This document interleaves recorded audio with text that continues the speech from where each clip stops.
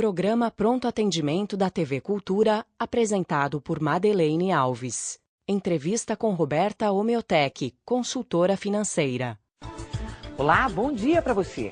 Um levantamento feito pela revista britânica The Economist mostrou que num grupo de 14 metrópoles, São Paulo é a segunda cidade mais cara para se ter um carro. Gasta-se muito com o licenciamento, a manutenção, o seguro, além do estacionamento, que em certos lugares chega a custar R$ 35 a diária. Dependendo da frequência e da distância percorrida, andar de táxi sai bem mais barato.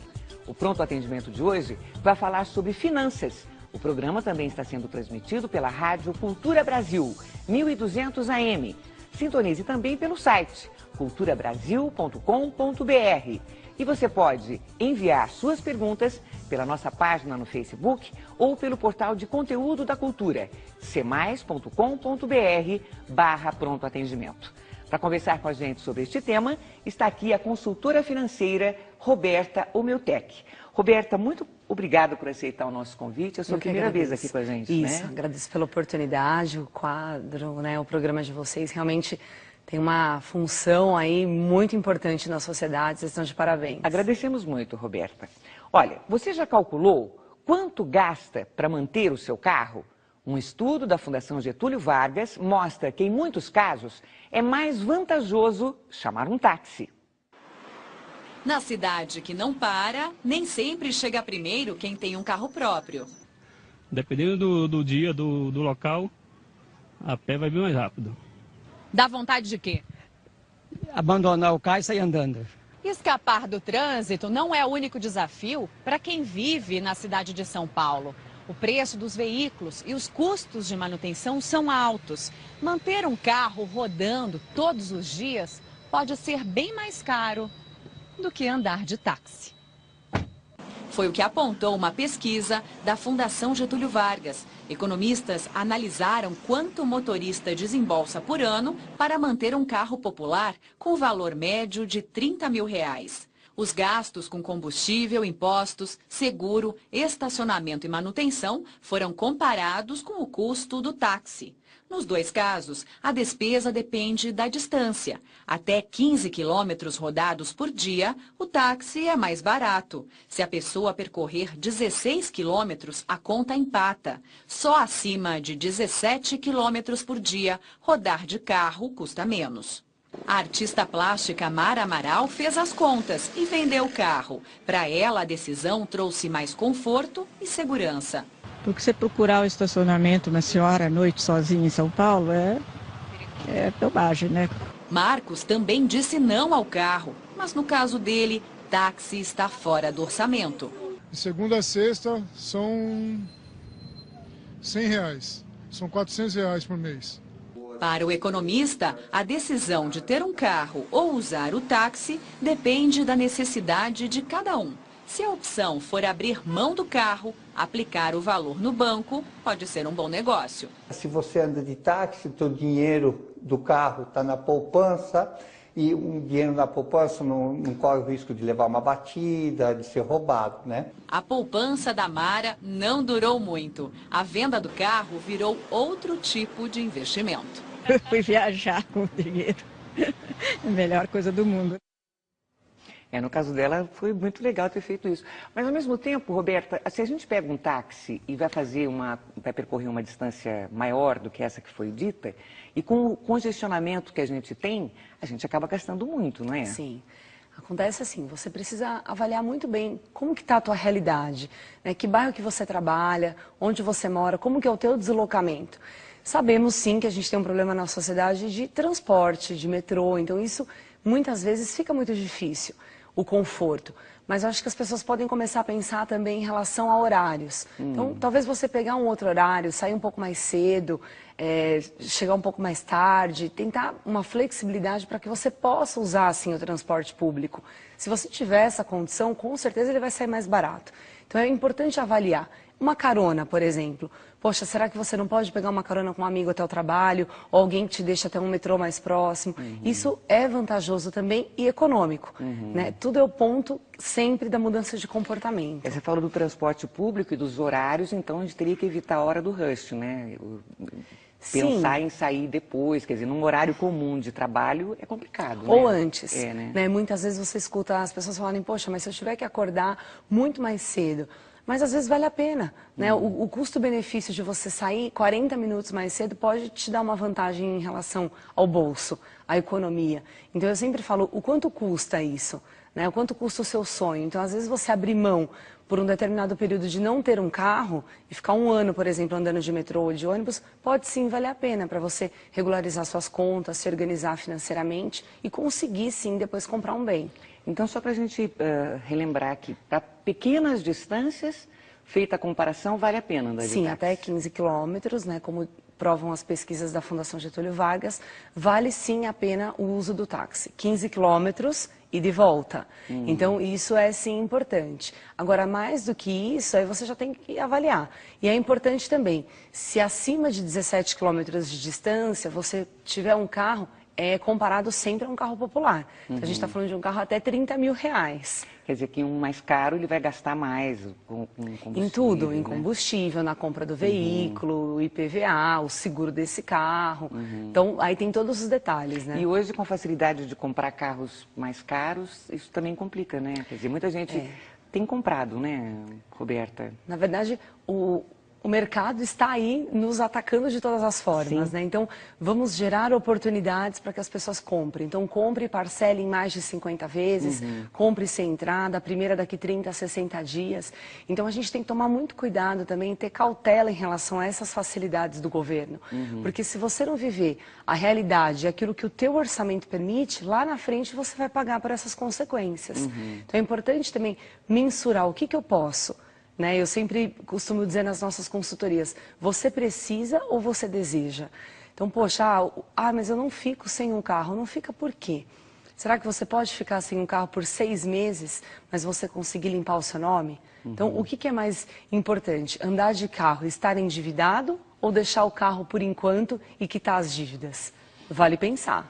Sem dúvida. Olha, já temos perguntas aqui, hein? O Jaime da Silva é de Campinas, ele diz: eu fiz um plano de consórcio para aquisição de um imóvel, já paguei 32 parcelas, hoje eu não estou conseguindo pagar mais. Eu pedi ao consórcio para trocar o plano, passar de um imóvel para um automóvel, assim a prestação cairia. Eu fui informado que o Banco Central, que rege, né, através da lei que rege os consórcios, não autoriza essa troca. Isso é verdade? É isso mesmo. O Banco Central realmente ele tem esse poder e é o responsável em relação a toda essa regulamentação. O que acontece? Uma coisa é que se você tiver uma carta do imóvel e for trocar por uma carta dentro do mesmo produto num valor menor. Então você pode ter esse tipo de negociação. Olha, eu tenho uma carta de 200 mil e gostaria de mudar para uma carta de 150 por questões financeiras. A partir do momento que você troca a carta por um outro produto, já entra num outro contrato e um outro tipo de regulamentação. Olha, Maria de Lourdes Cury é de Araçatuba. Ela conta que a família tinha uma empresa de sites, tinha uma conta bancária, essa empresa, né? O filho dela, que respondia pela empresa, fazia faculdade e pagava as mensalidades com cheques dessa empresa. Não deu certo o negócio, a empresa foi reativada num outro ramo. Ela conta que eram 12 cheques, pagamos 7 por acordo judicial e restaram 5 cheques. Fizemos um acordo com a própria instituição, dividindo em parcelas. Já efetuamos 2 pagamentos. Por serem cheques, nós temos que apresentar um documento para o banco, a qual pertencem os cheques, para que possamos movimentar a conta. Só que continua com a restrição pelos 5 cheques que ainda que ainda estão sendo pagos, né? Ela pergunta qual é o prazo para tirar do negativo quem está em dia com o pagamento através de um acordo. Quer dizer, ela fez um acordo e quanto tempo demora para regularizar essa situação? O que nós temos aí são 2 situações, né? O que muitas pessoas acabam tendo dúvidas. Uma coisa é você ter uma dívida e saldá-la. A outra coisa é você fazer um acordo para regularizar essa dívida. Então é importante que as pessoas tenham a ciência do quê? Você só vai ter o seu nome regularizado, excluído dos órgãos competentes, assim que você cumprir esse acordo. Então ela ainda está na segunda parcela do acordo. Então ela só vai ter a regularização disso quando ela tiver a quitação desse acordo, onde a empresa vai entregar um documento para que ela possa levar ao banco, ou o comprovante daquilo que ela fizer o pagamento mensal. Então, fazer o acordo não significa que ela já estará com o nome regularizado. Entendi. E sim o cumprimento deste acordo para que ela possa informar o banco, sim, a regularização dos 5 cheques. Só depois que pagar tudo. Exatamente. O Adilson Simonato, ele quer saber sobre os planos Collor 1 e 2. Daí ele diz, todos têm direito a receber as correções. Minha mãe ganhou em abril de 2009, só que o banco entrou com recurso e até hoje não foi julgado. Até quando o Supremo vai ficar enrolando para julgar os direitos dos correntistas? Bom, sabemos que aquilo que vai para o Supremo, aquilo que está no tribunal, requer tempo. A gente sabe o país que nós estamos e a velocidade que as coisas funcionam. Então, nesse caso, não tem órgãos que ele tenha que intervir. Ele já está no órgão competente, agora cabe realmente esperar. Infelizmente, isso pode acontecer daqui 3 anos, 6 meses, não tem como a gente mensurar, olha, vá aguardando que daqui a 1 ano está tudo resolvido. Então, isso já está em andamento, isso já foi resolvido, já passou pelos trâmites. Então, cabe realmente aguardar. Já tem algum tempo, né, isso? Já. Isso é uma coisa que já acontece, tem várias pessoas que têm dúvida em relação a isso. E é algo que, se a partir do momento que você colocou no tribunal, é algo que não tem como você mensurar. Isso pode ser muito rápido, como não. Então, a gente sabe como isso funciona dentro da nossa sociedade. Então, infelizmente, a gente não tem como dar uma resposta aí de uma outra forma. Sabe que essa é uma dúvida que em todos os programas a gente acaba falando a Sim, mesma coisa. exatamente. Em vários setores existem várias coisas para serem julgadas e isso não acontece. O Paulo Iossano é de Sorocaba. Ele diz, eu gostaria de saber como andam os processos de restituição da poupança. Eu entrei com um processo datado de maio de 2007, daí ele diz, ação de cobrança referente a valores não creditados na caderneta. E as últimas informações que eu tenho é que o processo está parado para ser julgado pela Justiça Superior, como um todo, e não processo por processo. Também é mais um caso assim, não é, Roberto? Exatamente. A gente fala também no mesmo ponto, né? As pessoas, elas acabam realmente gerando uma expectativa, poxa, mas aquilo já foi resolvido, já passamos por alguns trâmites, por que essa resposta não vem? Então, é a mesma coisa. A partir do momento que você está já num órgão competente, que isso já foi para o Supremo, está no tribunal, infelizmente, é a resposta do telespectador anterior. É necessário aguardar. E é aquilo que eu sempre digo, você tem que aguardar, mas não ficar esperando. Porque quanto mais você pensa naquilo, parece que está demorando ainda mais. Você tem que esquecer um pouquinho como se fosse uma poupança, para que no momento que menos esperado aquilo venha agregar. Tem que esquecer o crédito da poupança, que é devido, tem que esquecer como se fosse uma poupança. É um pouco difícil, mas se você ficar... A questão do esquecer é o quê? Porque se você ficar na expectativa, poxa, esse mês, em quanto tempo, você pode se frustrar. E aí você pode acabar fazendo dívidas, se organizando ou tentando usar um dinheiro que você ainda não sabe. Não tem, né? Então, por isso que eu digo o seguinte, é um dinheiro que você tem direito? Tudo bem. Por isso que as pessoas falam, poxa, mas é meu, eu tenho direito. Eu entendo, mas é melhor você pensar, poxa, de um jeito ou de outro eu tenho uma poupança que está ali. Porque do que você contar com o dinheiro e já gastá-lo ou já se comprometer e esse dinheiro ainda não entrar. Os problemas vão ser maiores. Não há nenhuma novidade sobre isso. Ainda não. A Alitéia Frasson é de Santa Cruz do Rio Pardo. Ela diz, eu tenho 10 mil reais. Qual seria o melhor investimento para esse valor? Bom, aqui nesse caso são várias coisas que precisam ser avaliadas, né? Então, ela tem que avaliar o seguinte, ela precisa desse valor, quanto tempo ela vai ter para esse valor ficar guardado, ela é ousada financeiramente, então é uma renda fixa, uma renda variável, qual é o mínimo que esse dinheiro vai ficar guardado? Então, a gente tem excelentes opções, tem a poupança, tem o Tesouro Direto, tem o CDB, renda fixa, variável. Então, o importante é, por quanto tempo ela gostaria que esse dinheiro ficasse guardado? Qual é o mínimo de carência? Então, eu sugiro que ela procure um profissional competente da área que possa instruí-la em relação a isso, ou um banco que ela tenha confiança que possa... É uma conversa com o gerente, né? Sim. Pedir uma explicação detalhada de cada aplicação. Isso, ela pode direcionar direto ao banco ou buscar realmente um consultor financeiro, alguém que possa direcionar e avaliar a situação financeira dela como um todo e sugerir o melhor caminho em relação a esse primeiro investimento. Olha, o Paulo Roberto Souza diz o seguinte: eu tenho 2 planos de previdência. Eu tenho 2 objetivos a longo prazo. Eu tenho R$15 mil e em cada um deles eu venho contribuindo com R$200 por mês. Gostaria de saber se compensa ter 2 planos de previdência em bancos diferentes.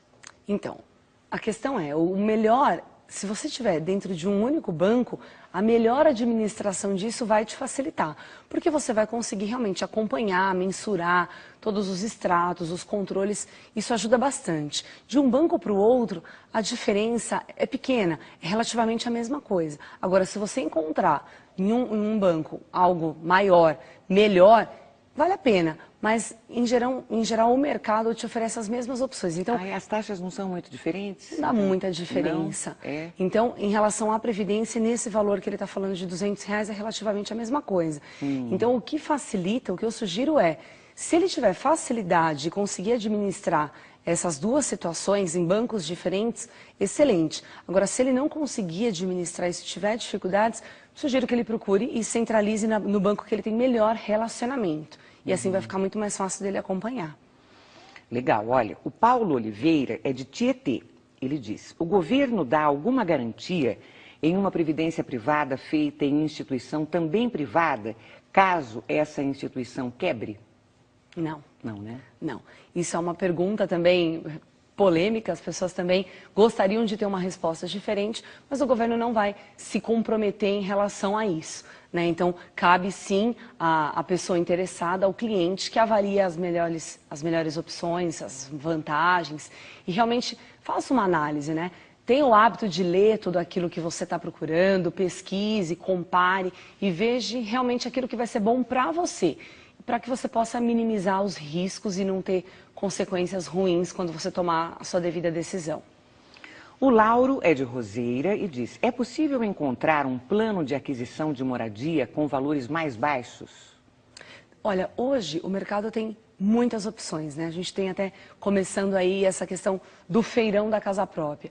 Então, eu sempre digo, pesquise o que o teu orçamento financeiro permite. Quais são as opções em relação a esse financiamento, o que você pode pagar, as condições que você pode se comprometer.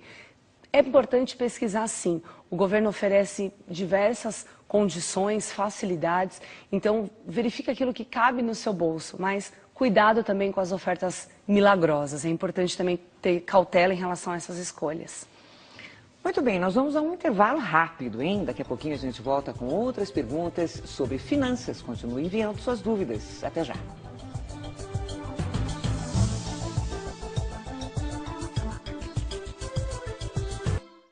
Nós estamos de volta com o Pronto Atendimento. O tema de hoje é finanças e quem está tirando suas dúvidas é a consultora financeira Roberta Omeotec. Roberta, o Mauro, ele faz uma pergunta aqui, olha. É possível saber qual cidade tem custo de vida mais baixo de imóveis ou locações? Ou, no geral, os gastos são sempre os mesmos em qualquer lugar do país? Bom, isso é uma pergunta bem genérica, assim, né? Algo muito amplo. Mas existe, sim, variações de uma cidade para outra, de um país para outro. O importante, Mauro, é que você verifique primeiro a tua profissão. O que você faz? Para essa cidade onde você gostaria de estar, ela vai ter aceitação do seu trabalho? Então, ou você está aberto a novas oportunidades? Qual é o mercado de trabalho que te espera lá? O que é vantajoso? Então, eu acredito sim que possa haver essas mudanças, que sejam possíveis, mas que você precisa verificar alguns detalhes. Estudar primeiro essa cidade, onde você vai, fazer algumas visitas, conhecer melhor aquele público e verificar realmente o tipo de adaptação, né? Até sugiro que você se hospede nessa cidade por um período. Quem sabe você ficando lá 30 dias, você verifica realmente essa adaptação. Mas existem muitas pessoas que fazem essas mudanças e se adaptam tranquilamente. Mas é importante pesquisar antes de assinar um contrato de compra ou de locação. A Nedite Santos fez uma pergunta pelo nosso portal. Ela diz o seguinte: como eu faço quando eu não consigo reaver cheques que já estão quitados, mas a financeira não existe mais. Eu continuo com restrições por conta dessa situação, que foi paga em fevereiro de 2011. Olha, o importante é assim, se ela tiver todos os comprovantes disso, eu sugiro que ela procure os órgãos competentes. Então, que ela procure o PROCON, juizado de pequenas causas, que ela procure um bom advogado que possa instruí-la, porque eles vão ter que verificar em relação à busca em cartório, certidão dessa empresa, contratos, e verificar de que maneira eles podem confirmar e garantir que essa empresa realmente não exista, e aí sim emitir uma documentação onde ela possa fazer essa regularização. Mas existem os trâmites nos órgãos competentes que vão instruí-la. Então é possível sim, desde que você procure-os para que eles possam realmente te dar a melhor orientação e os documentos certos para essa regularização. A Lúcia Praconi diz o seguinte: meu marido tem R$48 mil aplicados na Previdência Privada. A taxa de administração é de 9% e a taxa de correção do plano é de 6% mais TR. Não estão muito distorcidas essas taxas? A taxa de administração não deveria ser menor? Sim, ela tem uma diferença aí de 3%.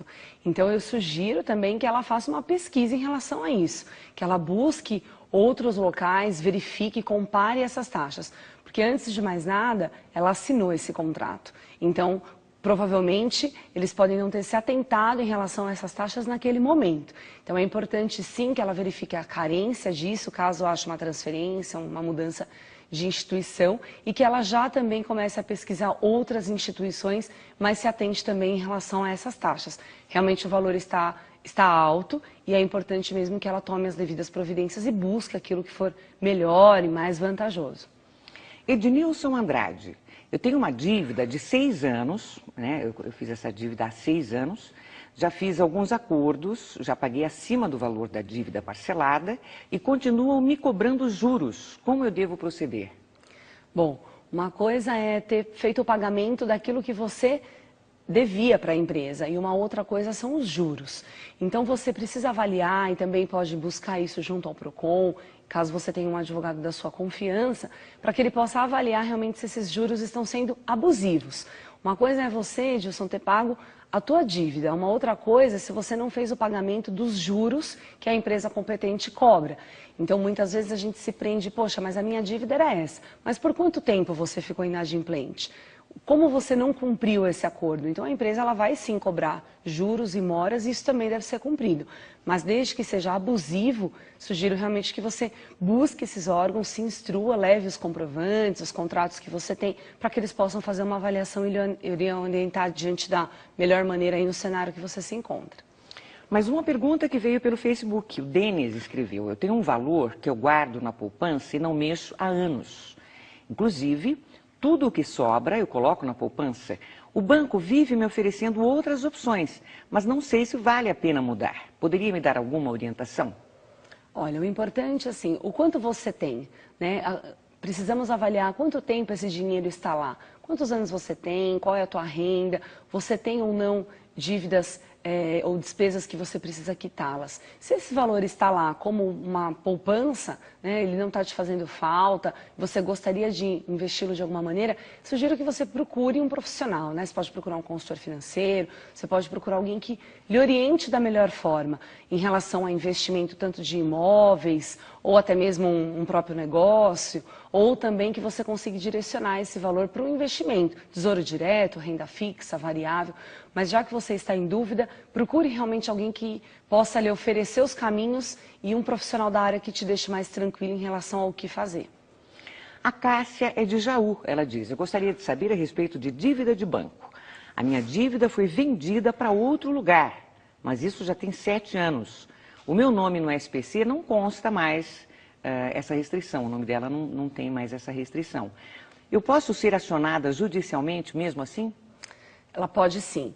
Após 5 anos, o seu nome ele é excluído, né, do Serasa. Porém, a sua dívida ela não foi excluída. Então, a qualquer momento, essa empresa onde você estava com essa dívida, ela pode sim te acionar judicialmente. Então, é importante, se você quiser evitar qualquer tipo de problema, que você já procure essa empresa e tente resolver da melhor maneira, porque eles, em algum momento, podem ou não acioná-la. Yong Reis. Minha esposa deu um cheque que voltou e seu nome está com restrição. Esse cheque foi dado em uma loja em que uma parente trabalhava e o cheque não está mais lá. Me disseram que uma vez que o nome vai para o serviço de proteção, nunca mais dá para tirá-lo. Isso é verdade? O que pode ser feito nesse caso? Ele precisa resgatar esse cheque. Então, eles precisam entrar em contato com o proprietário dessa loja e pedir que ele resgate, porque se esse cheque foi devolvido, então ele está em poder, sim, do dono do comércio. Com esse cheque em mãos, ele vai regularizar o pagamento com a dona dessa loja e aí ele vai levar isso junto ao banco e aí sim ele vai ter o nome dele regularizado. Mas é importante que ele tenha esse cheque em mãos ou que a empresa, né, essa loja, faça uma carta informando esse pagamento, com firma reconhecida, todos os dados do cheque, para que ele possa levar isso ao banco, sim. Ele disse que o cheque não está mais lá, mas ele tem como ter uma cópia desse cheque, não é isso? Ele pode, se a dona da loja tiver esse controle. Se ela tiver, ela pode sim. Mas o banco não tem que oferecer? Porque a esposa dele que deu o cheque, que voltou. Ou eu não estou entendendo direito então, aqui? A esposa dele deu o cheque, ela foi lá e comprou uma blusa, deu o cheque, esse cheque voltou. Só que se esse cheque voltou por 2 vezes, esse cheque está em poder do dono da loja.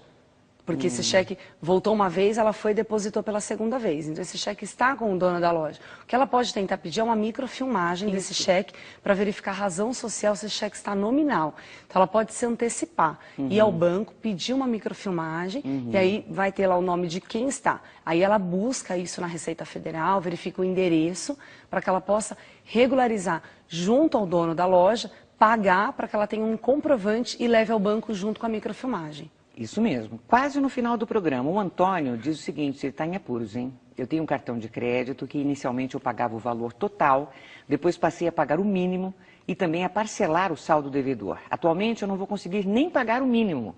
Como que eu devo proceder? É isso aí, realmente, assim, falar de cartão de crédito é uma coisa muito séria. As pessoas acabam, pelas facilidades que são oferecidas no mercado, elas acabam usando os créditos de uma maneira muitas vezes inconsciente. Então eu sugiro que você entre em contato urgentemente com essa central, né, do seu banco, essa central do cartão de crédito, mas você precisa parar também de usar esse cartão. Então você tem que entrar em contato com eles, qual é a sua dívida? E aí você regularizar essa dívida, se você tiver como abater isso, mas você comentou que não tem como pagar o mínimo. Então você precisa entrar em contato com eles, verificar um acordo do valor total, em parcelas que caibam no seu bolso.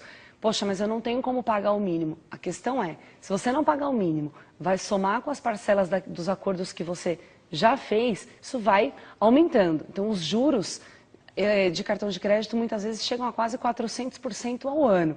Então é importante que você entre em contato com eles, verifique o que pode ser feito dentro de um valor mensal que você possa cumprir e quebre esse cartão de crédito. Você não pode mais utilizá-lo se você não tem condições. Então se conscientize de que você precisa quitar os seus débitos para depois voltar a utilizá-lo de uma forma consciente. Muito bem, hoje nós recebemos a consultora financeira Roberta Omeotec. Roberta, muito obrigada por sua presença. Eu que agradeço. Viu? Foi um prazer estar aqui com vocês. Nós que agradecemos. Até a próxima. Até, obrigada. O Pronto Atendimento de hoje fica por aqui. Amanhã a gente volta às 8 em ponto para falar de uma doença que afeta principalmente crianças e idosos, que teve um aumento dos casos de 97% no ano passado. Nosso tema será a coqueluche. Você pode mandar suas perguntas pelo Facebook ou pelo portal de conteúdo da cultura, cmais.com.br/Pronto Atendimento. Bom dia, até amanhã. Programa Pronto Atendimento.